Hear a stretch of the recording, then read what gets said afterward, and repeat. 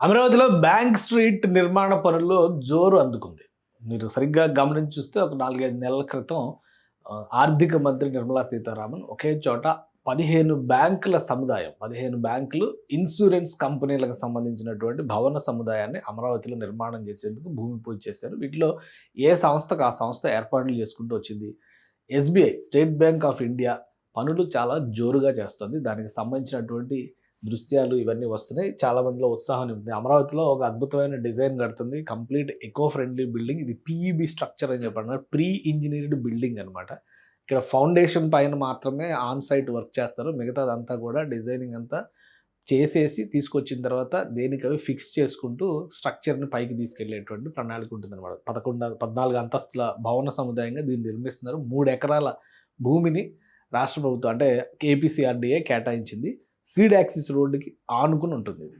So ఇక్కడ జనరల్‌గా ఇది ఎస్‌బీఐ అనేది దేశంలో బ్యాంకింగ్ రంగంలోనే తలమానికమైన సంస్థ అనే విషయం అందరికీ తెలుసు. దీన్ని ఆనుకుని ఉన్నటువంటి ఏరియా మొత్తం ఒక 15 బ్యాంకులు, bank of Baroda, bank of India, అలానే కెనరా బ్యాంక్, ఇట్లా ఈ బ్యాంకులన్నిటికీ సంబంధించి 15 బ్యాంకులకి భూములు కేటాయించారు. అందులో పెద్ద సైటు ఎస్‌బీఐకి సంబంధించినటువంటి సైట్. ఇది ఒక సైడ్ ఎలివేషను, ఫ్రంట్ ఎలివేషను, అలానే ఇది ఇంకొక సైడ్ ఎలివేషను. సో ఈ డిజైన్స్ మాత్రం ఎక్సలెంట్‌గా చేశారనేటువంటి ఇదొస్తుంది. గిఫ్ట్ సిటీ, గుజరాత్‌లో జరిగినటువంటి గిఫ్ట్ సిటీ నిర్మాణంలో కూడా ఎస్‌బీఐ ఒక రీజనల్ బిల్డింగ్‌ని నిర్మించింది. దానికంటే కూడా ఇది బెస్ట్ డిజైన్ అని చెప్పని చెప్తున్నారు. 315 కోట్ల నిర్మాణం. వరేంద్ర అనేటువంటి కంపెనీకి ఈ కాంట్రాక్ట్ ఇచ్చారు. ఆల్రెడీ బేస్ స్ట్రక్చర్స్ అన్నీ కూడా నిర్మాణ పనులు కంప్లీట్ అయిపోవస్తున్నాయి.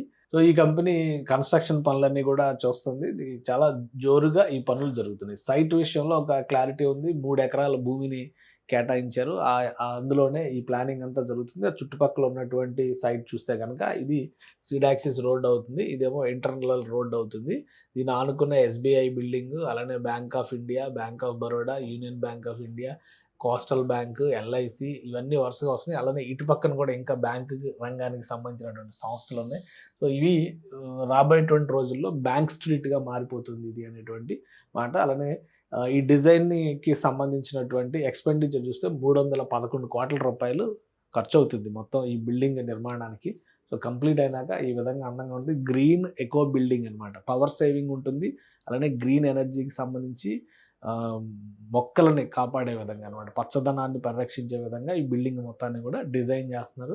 దాదాపు 6,65,000 చదరపు అడుగుల వైశాల్యంలో ఉన్నటువంటి స్పేస్‌ని ఫస్ట్ వినియోగంలోకి తీసుకొస్తారు. దాదాపు 11 లక్షల వరకు వినియోగంలోకి తీసుకొచ్చే అవకాశం ఉంటుంది. కానీ ప్రైమరీగా అంటే ఒక విధంగా ఫేజ్ 1 లాంటిదని మనం అనుకోవాల్సి ఉంటుంది. 2 బేస్‌మెంట్లు, ఒక గ్రౌండ్, 14 ఫ్లోర్లు.